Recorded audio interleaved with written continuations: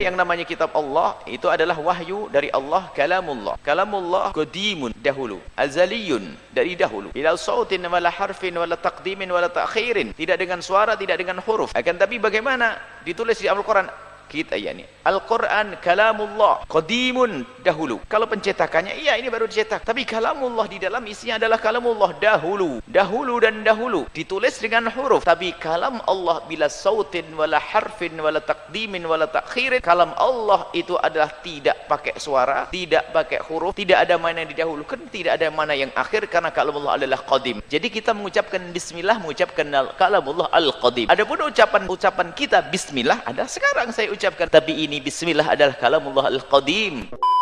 Orang liberal, mereka terpengaruh dengan akidah sebagian kelompok yang menyimpang dalam hal ini, ya, seperti Asy'ariyah dan Kullabiyah, yang mereka mengatakan Allah itu tidak boleh berbicara dengan suara. Kalau tidak bicara dengan suara, maka tidak mungkin ada hurufnya, tidak mungkin ada bahasanya. Mereka membuat syarat Tuhan itu tidak boleh bicara dengan suara, dan ini menyelisih akidah Ahlus Sunnah wal Jamaah. Kita semua satu Indonesia, kalau baca Al-Quran kita bilang kita baca firman Allah, ya atau tidak? Kita bilang firman Allah atau kita baca terjemahan Muhammad? Kita baca firman Allah. Dengarkanlah sari tilawah dari firman Allah. Semua orang awam tahu akan hal tersebut. Semua orang awam tahu bahwasanya Al-Quran adalah kalamullah, firman apa? Firman Allah Subhanahu wa taala, ya. Apalagi waktu Nabi berbicara, Allah Subhanahu wa taala berbicara Nabi Musa, kata Allah, "Fastami' lima yuha." Dengarkanlah wahai Musa apa yang akan diwahyukan kepadamu. Allah berbicara dengan suara, terserah bicara dengan Nabi Musa, dengan Nabi Muhammad SAW dengan suara yang didengar, itu terserah Allah Subhanahu wa taala. Justru di antara kesempurnaan Tuhan, Tuhan itu bisa bicara.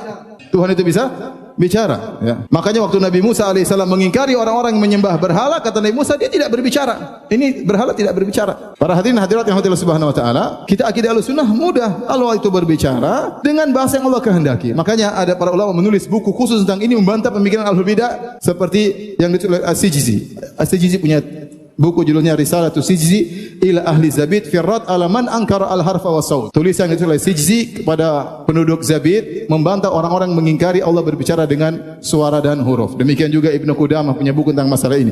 Demikian juga Imam Al-Bukhari dalam bukunya Khalqu Afalil Ibad, beliau juga menyinggung masalah ini. Beliau berkata Allah berbicara dengan suara yang suara Allah tidak sama dengan suara makhluk. Pembahasannya panjang, tapi intinya kita mudah, kita mengatakan Al-Quran ini lafalnya dari siapa? Dari Muhammad atau dari Allah? Dari Allah, selesai. Makanya dia suci. Makanya dia suci. Makanya Allah tantang, "Qul la in ijtama'atil insu wal jinnu ala ayatu bimithli hadzal Qur'an la ya'tuna bimithlihi walau kana ba'dhum li ba'dhin dhahira." Katakanlah kalau jin dan manusia seluruhnya berkumpul buat Al-Quran, mereka tidak bakalan mampu. Kalau ini karangan Muhammad, maka Abu Jahal juga bisa bikin. Abu Lahab juga bisa niru-niru kalau ini karangan Muhammad.